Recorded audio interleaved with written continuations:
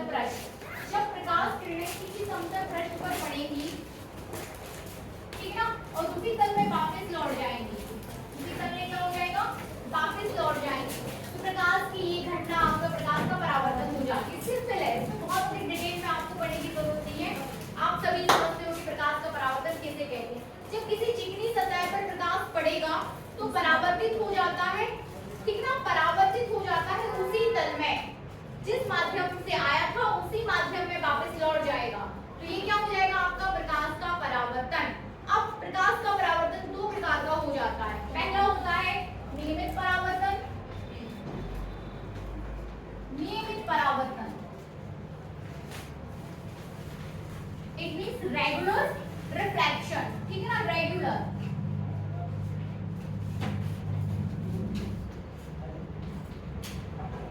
इसके बाद हम बात करेंगे इर्रेगुलर परावर्तन की, जिसे आप बोल दोगे अनियमित परावर्तन।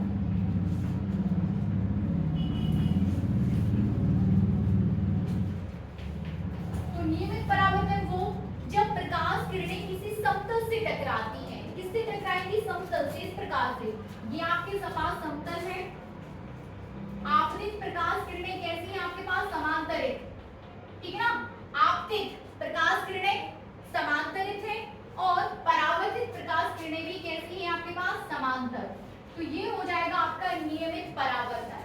लेकिन जब प्रकाश किरणें किसी इर्रेगुलर सरफेस से टकराती हैं, किसी खुरदरी सतह से टकराती हैं, ठीक है ना, ये कैसी सतह है, आपके पास समतल सतह है, लेकिन जब आपके पास कोई ऐसी इर्रेगुलर सतह हो, इर्रेगुलर सतह हो, अब यहाँ पर प्रकाश किरणें, आपतित प्रकाश किरणें तो कैसी हैं, आपस में समांतर, लेकिन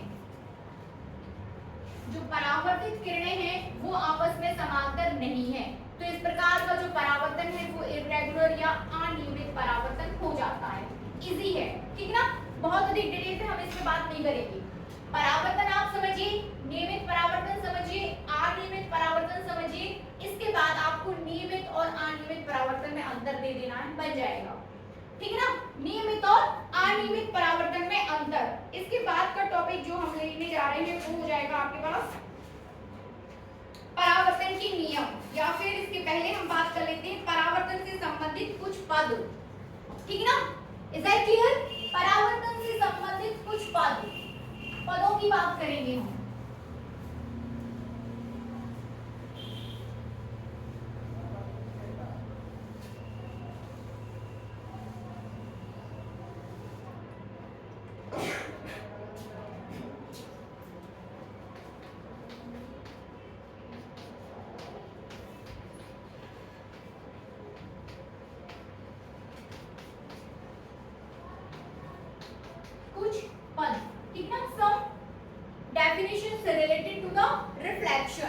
इसी से संबंधित हम कुछ पदों की बात कर रहे हैं। सबसे पहले फिर से हम वही परावर्तन बना लेते हैं कि ये आपके पास क्या है, एक समतल सतह है जिसको आपने किसी दूसरी ओर से आपने उस पर पेंट करके रखा है, ठीक है ना। परावर्तन तभी होगा जब आप उसको किसी दूसरी तरफ से क्या कर दोगे, पेंट कर दोगे, तभी संपूर्ण किरणें परावर्तित हो जाएंगी, ठीक है ना। संपूर्ण किरणें क्या हो जाएंगी, परावर्तित। तो ये किरण आपने इस तरीके से डाली, ठीक है ना, और ये हो गई यहाँ पर क्या, परावर्तित, ठीक है। ओ, इसे ओ दे देते हैं, ओ, ये ए दे दो, इसे बी दे दो, इसे एम दे दो, इसे एम दे दो, ये एंगल आई और ये एंगल आर। अब इसी से संबंधित कुछ पद की यदि हम बात करें तो सर्वप्रथम पद हो जाता है आपके पास आपतित किरण। आप आपतित किरण की बात करोगे, ठीक है ना। इसके बाद आप बात करोगे परावर्तित किरण की,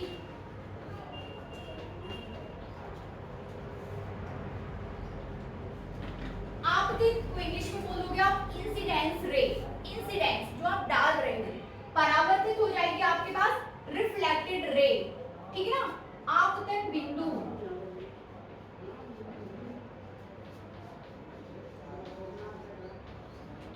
आपतन बिंदु, इसके बाद अभिलंब,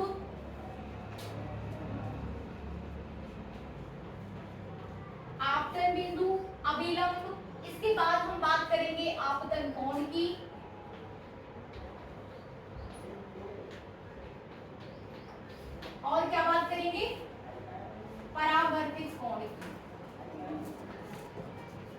परावर्तित कोण, ठीक है ना। इसकी बात करेंगे परावर्तित कोण की। ये सभी जितनी भी टर्म्स यहाँ पे बोर्ड पर लिखे हुए हैं वो सभी किससे रिलेटेड है, परावर्तन से। अब यहाँ पर देखिए आपतित किरण, आपतित किरण क्या है यहाँ पर, AO। आप जो भी चित्र बनाए उसमें आपको एरोस दिखाना बहुत जरूरी है। यदि आप एरो नहीं बनाएंगे, अभी मैं आपको बता देती हूँ, यदि आप एरोस नहीं लगाओगे, यदि आप एरो के थ्रू नहीं बताओगे मुझे चित्र, तो फिर यहाँ पर आपका 0 हो जाएगा। याद रखिए इस बात को, ठीक ना। आपको एरो के थ्रू बताना है कि हाँ ये किरण ये वाली इस दिशा में आ रही है, ये आपतित किरण है। यहाँ से टकराने के पश्चात इसकी दिशा क्या हो जाएगी, इस तरफ B की तरफ हो जाती, तो ये क्या हो जाएगी आपके पास, परावर्तित किरण, ठीक ना। तो आपतित किरण AO, परावर्तित किरण OB, आपतन बिंदु O। जिस बिंदु पर प्रकाश किरणें टकराती हैं, जिस बिंदु पर, वो क्या हो जाता है आपके पास, आपतन बिंदु, ठीक है ना। इसके बाद अभिलंब की बात करें तो ये जो चीज है आपके पास O, इसको नाम दे दीजिए कोई भी, है ना, OP दे दो, ठीक है, OP। तो ये हो जाएगी आपके पास क्या, अभिलंब, OP। इसे आप अभिलंब बोलोगे, अभिलंब, ठीक है ना। इसके बाद आपतन कोण, तो आपकी किरण तथा अभिलंब के बीच बना कोण, ठीक है ना। आपतित किरण तथा अभिलंब के बीच बना कोण आपतन कोण कहलाएगा। ये आपतित किरण है, ये अभिलंब है, ये परावर्तित किरण है,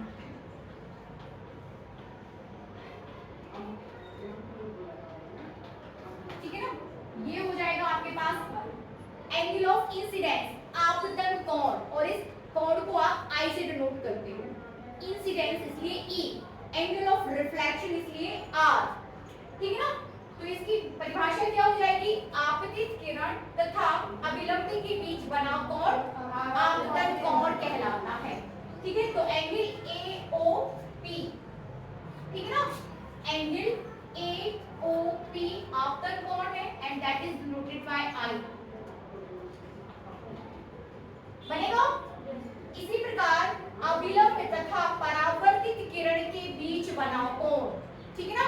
अभिलंब तथा परावर्तित किरण के बीच बना कोण क्या हो जाता है, परावर्तन कोण।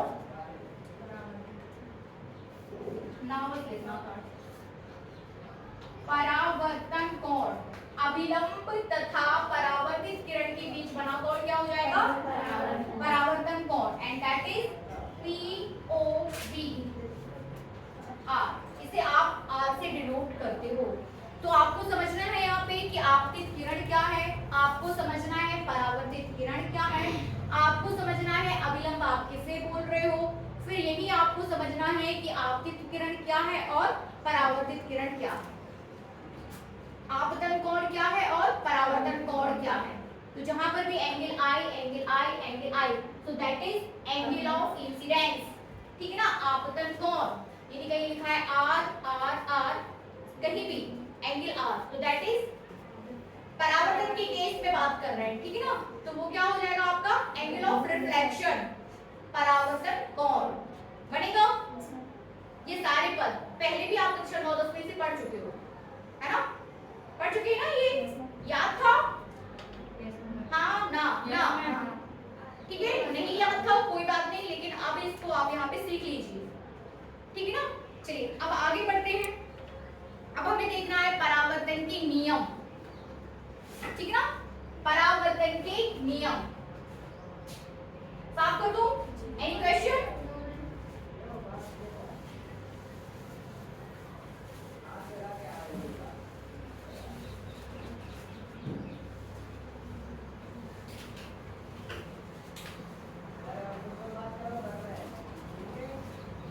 परावर्तन के नियम,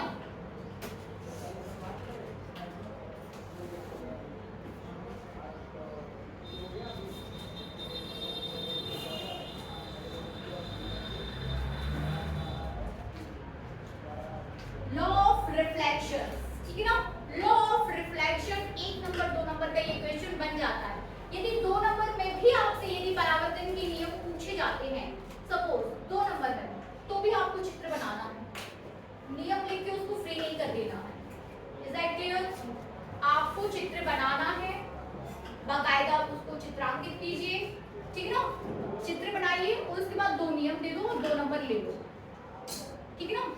तो पहला नियम क्या हो जाएगा, आपतित किरण, अभिलंब तथा परावर्तित किरण तीनों एक ही तल में स्थित होते हैं, ठीक है ना।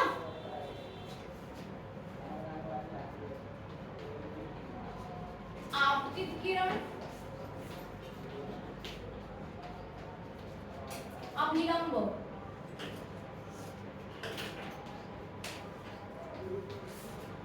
परावर्तित, कैसा लिखें,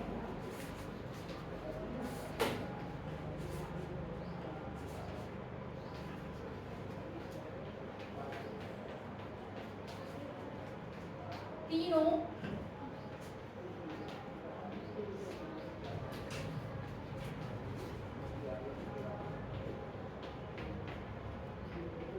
एक ही तल में होते हैं।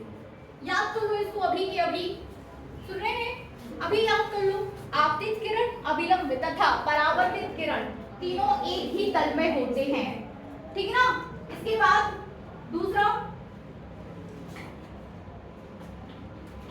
पॉइंट हो जाएगा आपके पास, आपतन कोण का मान परावर्तन कोण के मान के बराबर होता है, ठीक है ना।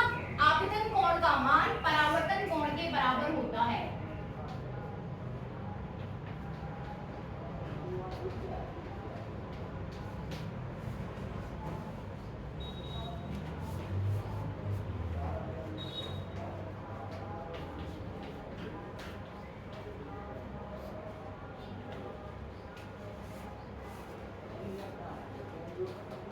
ठीक है, अर्थात एंगल AOP बराबर एंगल POB, एंगल I बराबर एंगल R। आपतन कोण का मान परावर्तन कोण के बराबर होता है, बनेगा। सभी से सुनील याद कर लो इसको। चलिए आगे बढ़े, ये हो गया आपके पास परावर्तन के नियम। अब नेक्स्ट टॉपिक है दर्पण, ठीक है ना। दर्पण, हेडिंग कीजिए दर्पण या मिरर।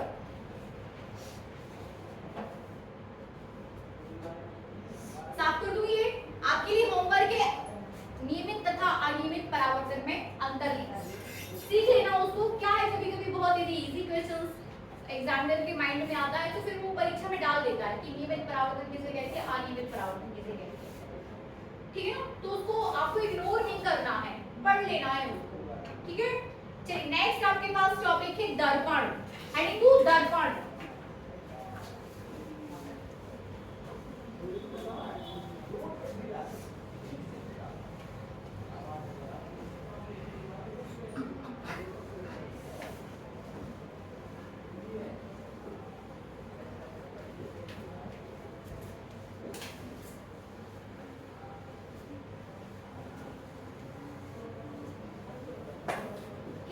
दर्पण वह युक्ति है जो अपने ऊपर आपतित किरणों को नियमित रूप से परावर्तित कर देती है, वो दर्पण है, ठीक है ना। दर्पण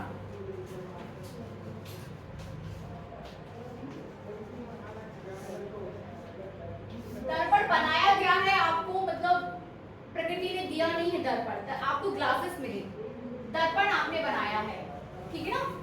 इसलिए उसे आप क्या बोल रहे हो, युक्ति, क्योंकि वो आपको मिली नहीं है, वो बनाई गई है मनुष्यों के द्वारा, ठीक है ना।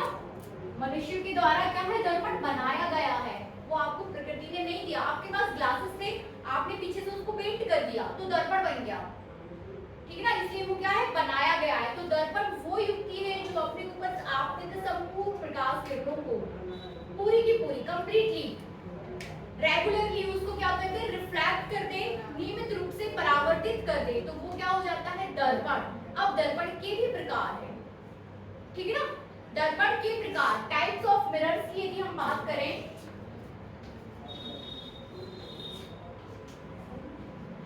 तो दर्पण आपके 3 प्रकार के हो जाते हैं। पहला हो जाता है समतल दर्पण,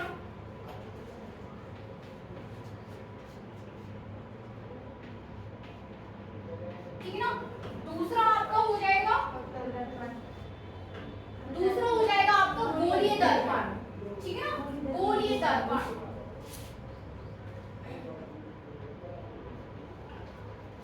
अब गोलीय दर्पण आपके दो प्रकार के हो जाते हैं, अवतल दर्पण और उत्तल दर्पण।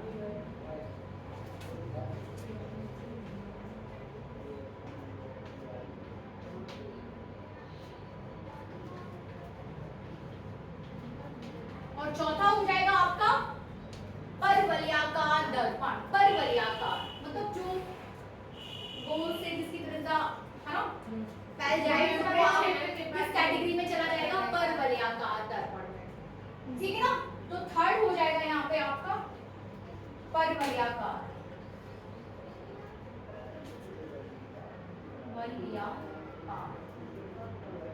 परवलयाकार दर्पण। ये हो गया आपके दर्पण के प्रकार, ठीक है ना।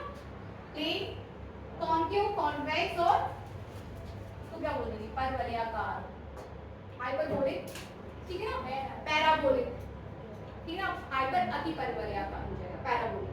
तो ये हो गया आपके दर्पण के प्रकार।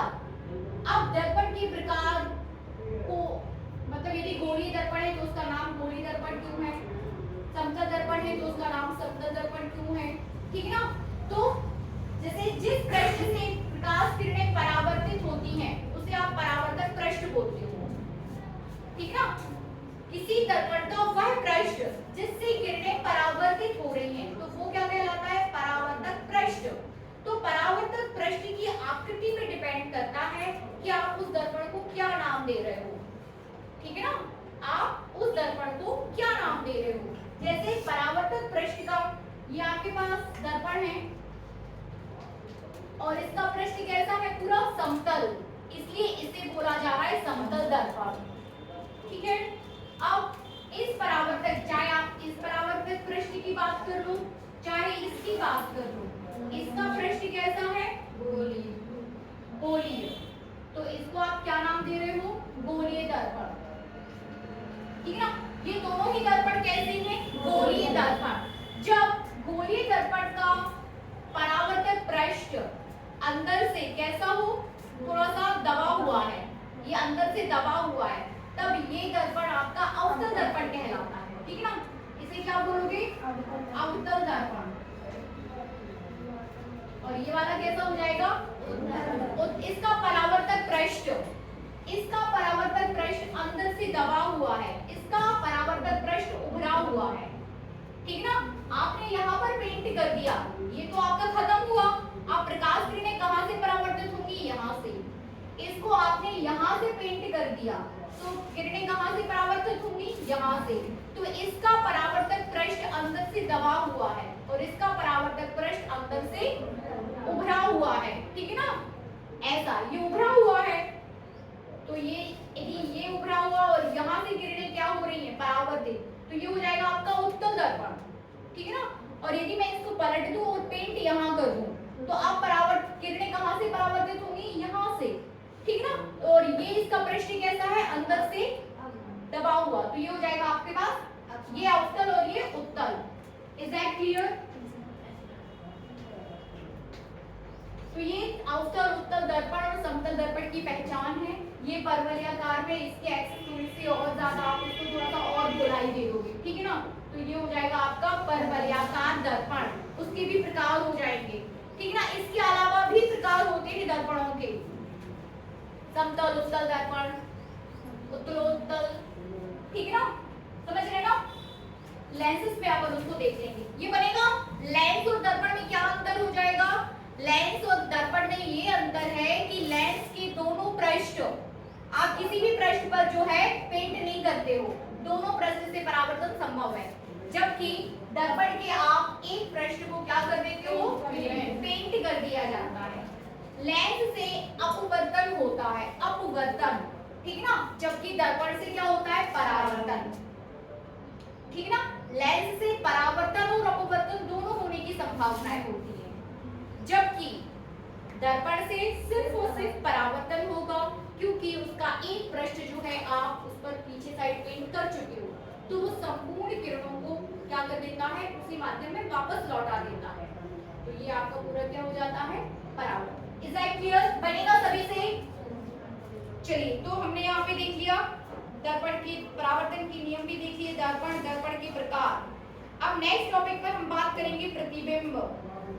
प्रतिबिंब की हम थोड़ी सी चर्चा करेंगे, क्योंकि प्रतिबिंब आप वहां ज्यादा डिटेल में समझोगे जहां पर प्रतिबिंब आपको बनते हुए दिखाई दे रहा है, ठीक है ना। जब आपको प्रतिबिंब बनना सिखाया जाएगा ना कि आपने लेंस लिया, आपने दर्पण लिया, फिर आपने वस्तु को कहाँ रखा तो प्रतिबिंब कहाँ बनेगा, ठीक है ना। तो अभी थोड़ा सी चर्चा कर लो प्रतिबिंब क्या है। प्रतिबिंब आपकी वो चीज है जहां पर परावर्तन के पश्चात प्रकाश किरणें आपस में मिलती हैं, आपस में टकराएंगी, समझ रहे ना।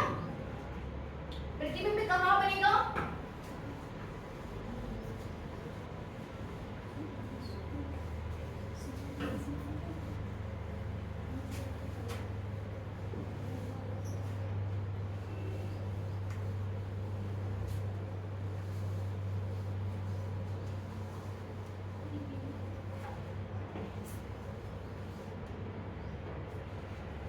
जब परावर्तन या अपवर्तन के पश्चात, सपोज आपके पास ये क्या है, आपके पास ये अवतल दर्पण है,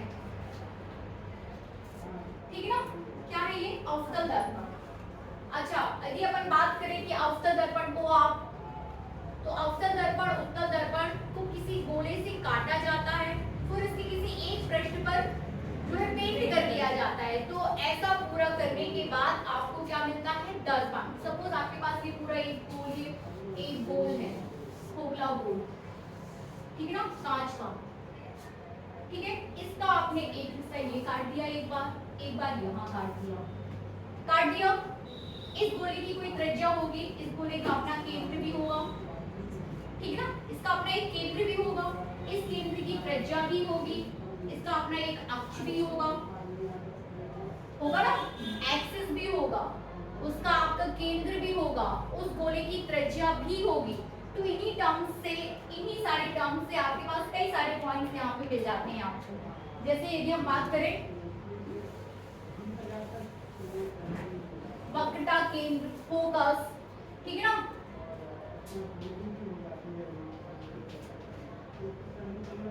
वक्रता केंद्र, एक वर्ड आपको वहां से मिलेगा, आपको वक्रता त्रिज्या मिलेगा, ठीक है ना। आपको द्वारक पर आप बात करोगे, द्वारक। इसके बाद फोकस बिंदु पर आप बात करोगे,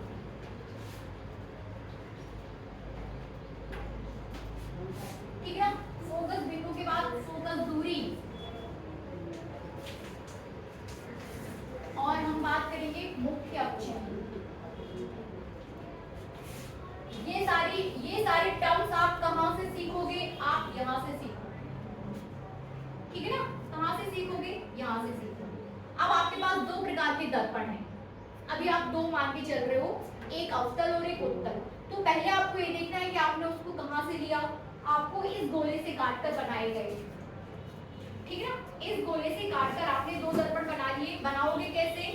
पेंट करके, एक साइड आपने इसमें यहाँ पेंट कर दिया तो ये हो जाएगा आपका अवतल दर्पण, ठीक है ना। एक बार आपने बाहर साइड पेंट कर दिया तो ये क्या हो जाएगा आपका उत्तल दर्पण, ठीक है ना। अब इस वृत्त का या इस गोले का जो केंद्र होगा, जो भी केंद्र होगा, वो केंद्र इन दोनों दर्पणों के लिए वक्रता केंद्र कहलाएगा। समझ रहे हैं? क्या कहलाएगा? वक्रता केंद्र। मतलब इस दर्पण के लिए भी यही वक्रता केंद्र है और इस दर्पण के लिए भी यही वक्रता केंद्र है। और वक्रता केंद्र को आप C से डिनोट करते हो, C से, ठीक है ना, C से। वैसे ही जब आप किसकी बात करो, वक्रता त्रिज्या की, तो वक्रता त्रिज्या क्या हो जाएगा?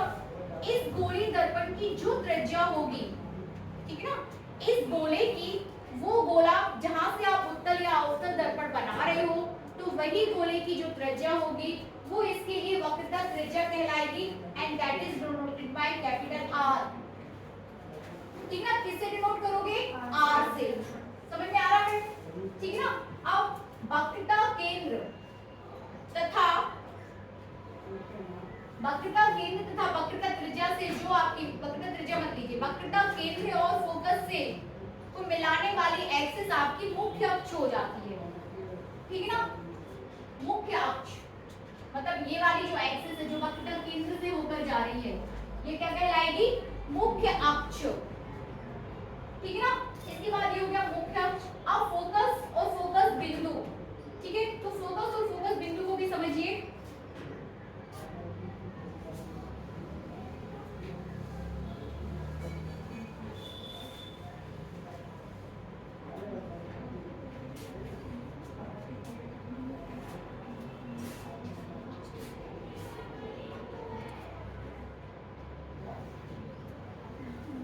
ठीक है ना। आपसे बोला गया है कि वक्रता केंद्र वो बिंदु है जो उस गोले का केंद्र था, तो सपोज ये आपके पास क्या है सी, तो सी ओ, ठीक है ना। केंद्र वक्रता केंद्र से होकर जाने वाली एक्सिस आपके पास क्या हो जाती है, मुख्य अक्ष। क्या हो जाती है, मुख्य अक्ष। मुख्य अक्ष के समांतर आपतित किरणें, पॉइंट समझिए, मुख्य अक्ष के समांतर आपतित किरणें परावर्तन के पश्चात जिस बिंदु से होकर जाती हैं वो फोकस बिंदु कहलाता है, ठीक है ना।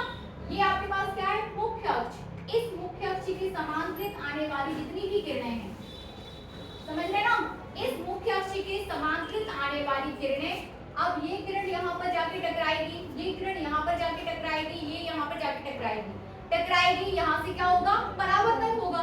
तो परावर्तन के पश्चात जिस बिंदु से होकर जाएंगी, ये बिंदु, ये वाली, ये बिंदु, ये वाली, ये बिंदु, इसी बिंदु से होकर जाएंगी। यदि सारी किरणें यदि कहाँ से आ रही हैं, मुख्य अक्ष के समांतर हैं, ठीक है ना।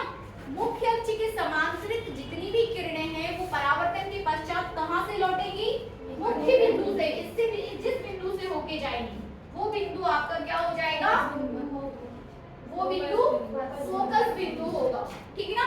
And that is denoted by capital F, उसे आप कैपिटल एफ से डिनोट करोगे, ठीक है ना।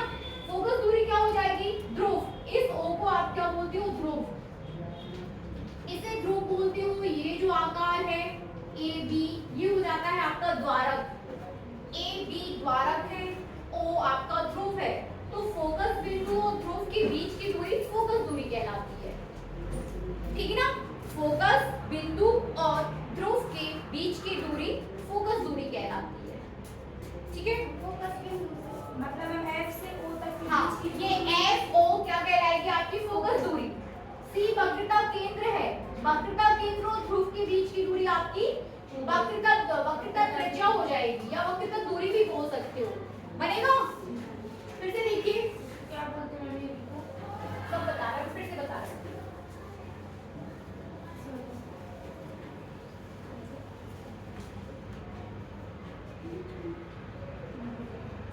ये समझ आ गया कि ये आपने कहां से लिया, ये कहीं ना कहीं गोलाई से आपको काट के लेना पड़ेगा, ठीक है ना।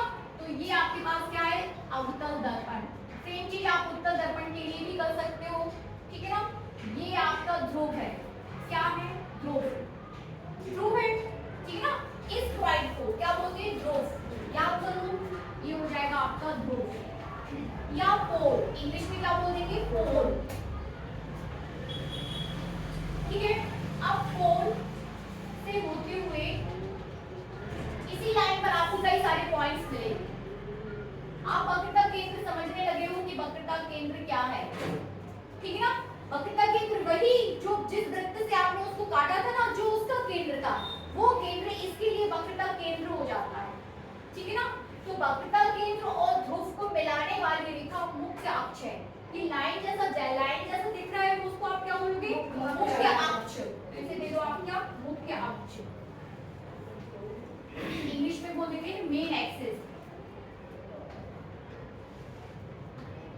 Is that clear? इसको आप क्या बोलोगे, मुख्य अक्ष बनेगा। ध्रुव और मुख्य अक्ष क्लियर है आपको, और ये हो जाएगा आपका वक्रता केंद्र। सी क्या है, वक्रता केंद्र, वक्रता केंद्र, ठीक है।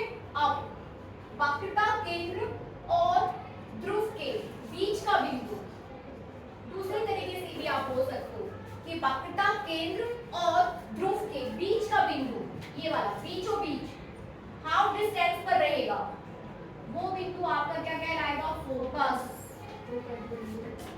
बिंदु को फोकस बोलेंगे, और यहाँ से यहाँ तक की दूरी फोकस दूरी हो जाएगी। जैसे इसे आप वक्रता केंद्र बोल रहे हो, तो यहाँ से यहाँ तक की दूरी क्या हो जाएगी, वक्रता त्रिज्या, ठीक है ना। ये हो जाएगी आपके पास वक्रता त्रिज्या, तो ये दूरी आपके पास क्या हो जाएगी, फोकस दूरी।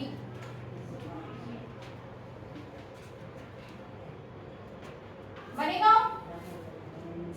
बनेगा ना। और कौन से पॉइंट्स है, एबी को क्या बोलते हैं, एबी को द्वारक बोलते हैं, द्वारक, द्वार जैसा कि हाँ स्वागत करता है प्रकाश किरणों का, आइए हमारे ऊपर आपतित हो जाइए, इसलिए आप इसको क्या बोल रहे हो, द्वारक। ठीक है ना, तो ये हो गया आपके पास बनेगा। ठीक है ना, ये चित्र है। अब दो नियम और सीख लीजिए यहाँ पर आप, हाँ लिख लीजिए। दो नियम, प्रतिबिंब बनने के दो नियम हैं।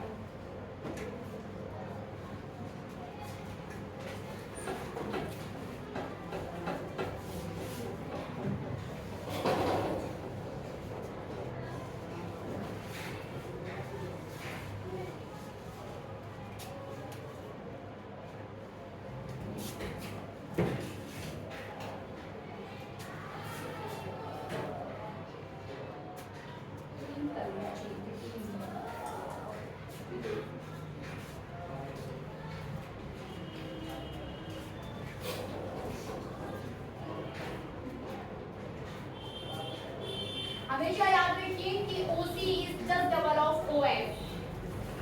ठीक है ना, आप ऐसा भी बोल सकते हो R equal to 2F, R equal to 2F। हमेशा याद रखिए वक्रता त्रिज्या फोकस दूरी का दुगना होता है, या फोकस दूरी वक्रता त्रिज्या की आधी होती, हाफ होती है। F इक्वल टू R/2 याद रखिए हमेशा। ठीक है ना, बनेगा। अब दो नियम यहाँ पर आप ये सीखिए कि जितनी भी प्रकाश किरणें जो मुख्य अक्ष के समांतर आपतित होती हैं, ठीक है ना, जितनी भी प्रकाश किरणें मुख्य अक्ष के समांतर आपतित होती है, ये देखिए मुख्य अक्ष के समांतर। अब आप सीख रहे हो कि इसे आप मुख्य अक्ष बोल रहे हो, OCF से जाने वाली वो जो रेखा है उसे आप क्या बोल रहे हो, मुख्य अक्ष। तो मुख्य अक्ष के समांतर आपतित किरणें परावर्तन के पश्चात फोकस से होके जाती हैं। एरो बनाना जरूरी है। कहां से होके जाती है, फोकस से। एक और किरण से हम आपको बता देते हैं कि ये देखो मुख्य अक्ष के समांतर किरण है, इस बिंदु से टकराएगी और लौटेगी कहां, यहाँ की तरफ, फोकस से होकर जाएंगी। बनेगा, बनेगा ना। आपको चित्र में ऐसे ही दिखाना है, जब भी आपसे बोला जाए कि मुख्य अक्ष के समांतर जा रही किरण है, तो कहां से लौटा देना है उसको, फोकस से। तो इसका जस्ट रिवर्स, फोकस से होती हुई जाती किरण है। यदि कोई किरण फोकस से होके जा रही है तो परावर्तन के पश्चात कहां से हो जाएगी, मुख्य अक्ष के समांतर। एरोस दिखाना बहुत जरूरी। देखो ये जाने वाला एरो है, ये लौटने वाला एरो है, इस दिशा को प्रदर्शित कर रहा है कि किरण यहां से जा रही, यहां टकरा रही, वापस लौट रही। ठीक है ना, यहां से जा रही, टकरा रही और यहां से वापस लौट रही। दो नियम, ठीक है, बनेगा। जस्ट रिवर्स है। और तीसरी चीज यहाँ पर ये एक चीज और सीख लो,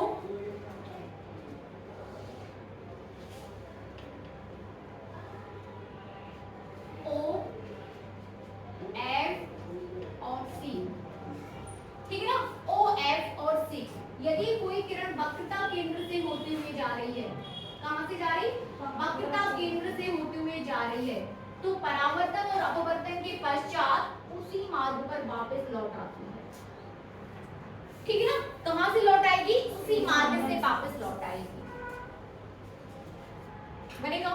तीन नियम, इन तीन नियमों पर आपकी जो है ऑप्टिक्स डिपेंडेंट रहती है कि चित्र कहाँ बनेगा, इमेज कहाँ बनेगी।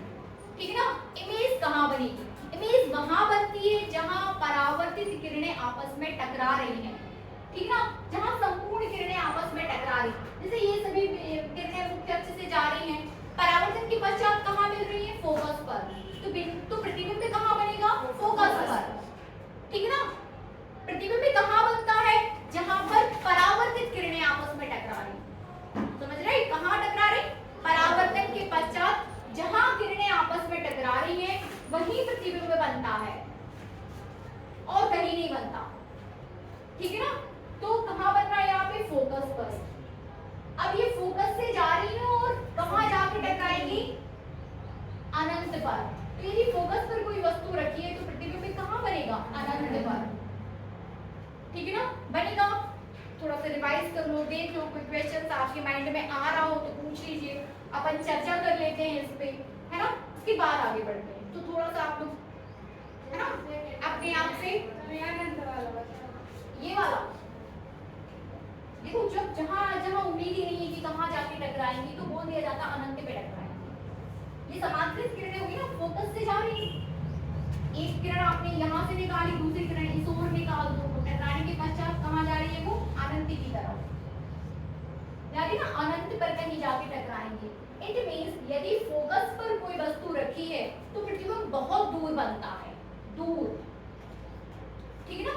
कहाँ बनेगा प्रतिबिंब? बहुत दूर। इसके बाद बार बार प्रैक्टिस कर लेंगे, आपको याद ही हो जाएगा। कितना बनेगा? है ना, जो अपन दर्पण यूज करते हैं वो समतल दर्पण है, उस पर भी अपन को बात, ये बीच में आ गया थोड़ा सा, अपन अभी समतल दर्पण अभी पढ़ेंगे अपन, ठीक है ना। ये पॉइंट समझाना था यहाँ पे कि मुख्य अक्ष क्या है, वक्रता केंद्र क्या है, फोकस क्या है, फोकस दूरी क्या है, वक्रता त्रिज्या क्या है। इसकी आज ही आप प्रैक्टिस कर लो, जब बार बार चीजों को आप देखोगे तब आपसे बनेगा, ठीक है ना, है ना। चलिए, और कुछ हमें इस पे आप लोग माइंड में कुछ आ रहा है, कुछ चर्चा कर सकते हैं क्या?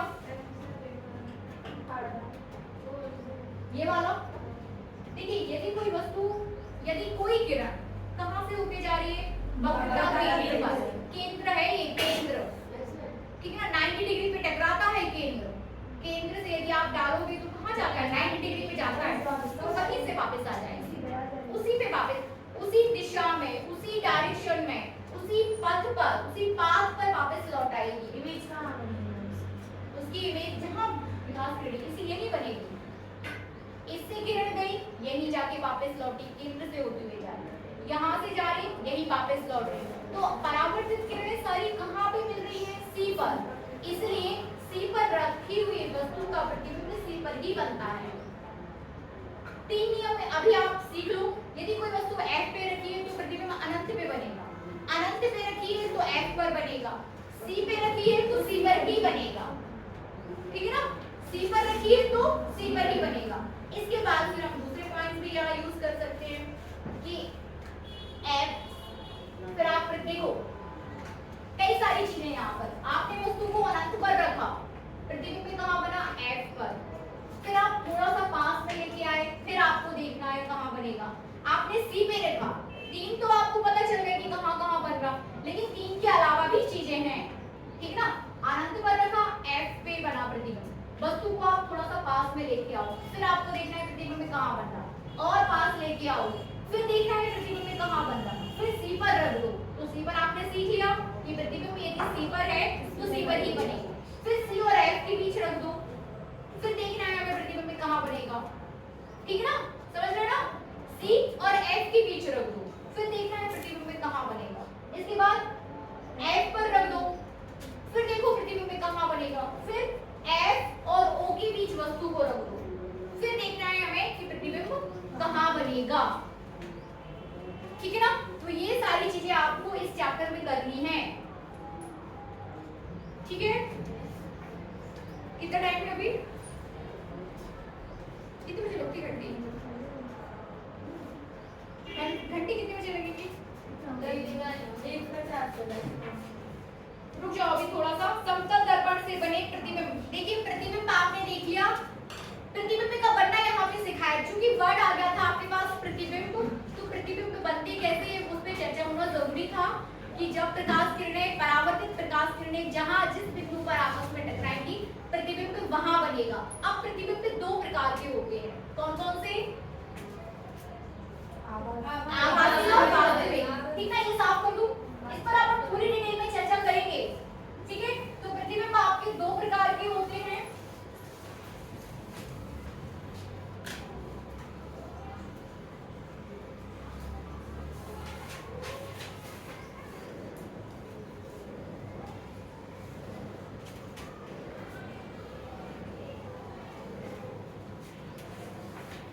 प्रतिबिंब, प्रतिबिंब के प्रकार। प्रतिबिंब हम समझ चुके हैं, प्रतिबिंब क्या है। अब प्रतिबिंब आपका 2 प्रकार का हो जाता है, पहला हो जाता है आभासी प्रतिबिंब,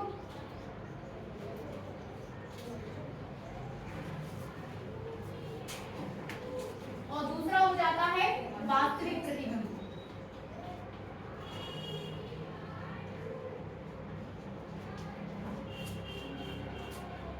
ठीक है ना, आभासी प्रतिबिंब और वास्तविक प्रतिबिंब, 2 नंबर के क्वेश्चन यहाँ से भी बन जाता है। कि आभासी और वास्तविक प्रतिबिंब में अंतर लिखकर दिखाइए। तो 2 से 3 अंतर आपको यहाँ पर दे देना है, ठीक ना। तो प्रतिबिंब आप वास्तविक प्रतिबिंब में क्या हो जाता है, यदि किसी वस्तु बिंदु वस्तु से चलने वाली प्रकाश किरणें परावर्तन के पश्चात एक बिंदु पर मिलती है तो उस बिंदु पर बना प्रतिबिंब जो है वास्तविक प्रतिबिंब हो जाता है, ठीक ना। आपके पास कोई क्या है, एक बिंदु वस्तु है, बिंदु आकार की कोई वस्तु है। कैसी वस्तु है, बिंदु आकार की कोई वस्तु है और उससे चलने वाली प्रकाश किरणें परावर्तन या अपवर्तन के पश्चात कहाँ मिल रही, किसी एक बिंदु पर, किसी एक बिंदु पर। तो प्रतिबिंब में कैसा रहता है, वास्तविक, रियल, ठीक ना। और यदि परावर्तन या अपवर्तन के पश्चात प्रकाश किरणें कई बिंदुओं पर मिले तो वो आभासी, ठीक है ना। समझ पा रहे हैं इस बात को, नहीं समझ पा रहे। जैसे ये बिंदु आकार की, जैसे हम हैं, हमारी इमेज वास्तविक नहीं बनती, कैसी बनती है, आभासी। आपकी और हमारी इमेज कैसे बनेगी, आभासी। लेकिन बिंदु आकार की जो वस्तुएं हैं, ये छोटा सा, एकदम छोटा सा, वो उन वस्तुओं की इमेज कैसी बनती है, वास्तविक, उनकी आभासी। एक ये आपके पास बड़ी वस्तु है और ये है आपके पास बिंदु वस्तु, ठीक है ना।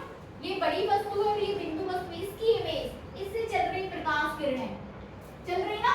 अब इससे जरूरी नहीं इसी पॉइंट से चलेंगी, अब इससे भी चलेंगी, इससे भी चलेंगी, इससे भी चलेंगी, इससे भी चलेंगी, ठीक है ना। तो इससे चलने वाली प्रकाश किरणें, कुछ किरणें यहाँ मिल रही, कुछ किरणें यहाँ मिल रही, तो प्रतिबिंब आपका यहाँ से यहाँ तक क्या होगा, फैल जाएगा। समझ रहे ना इस बात को, कि कुछ किरणें यहाँ मिल रही, कुछ इसी पॉइंट पे यहाँ मिल रही परावर्तन के पश्चात, कुछ यहाँ टकरा रही, कुछ यहाँ टकरा रही, तो प्रतिबिंब आपका क्या हो गया, फैल गया। तो ये जो प्रतिबिंब है वो कैसा है, आभासी, ठीक है ना। और ये प्रतिबिंब जहाँ पर बिंदु वस्तुएं सिर्फ एक ही बिंदु पर मिलती हैं, किरणें सिर्फ एक बिंदु पर, यहाँ कई बिंदुओं पर मिल रही परावर्तित किरणें, इसमें कहाँ मिलेगी, सिर्फ एक बिंदु पर, तो वो प्रतिबिंब आपका कैसा हो जाएगा, वास्तविक, ठीक है ना, बनेगा। चलिए अब कल हम देखेंगे समतल दर्पण से बने प्रतिबिंब की विशेषताएं। क्या देखना है, दोनों आपके पास होमवर्क है आज के लिए, आभासी और वास्तविक प्रतिबिंब में अंतर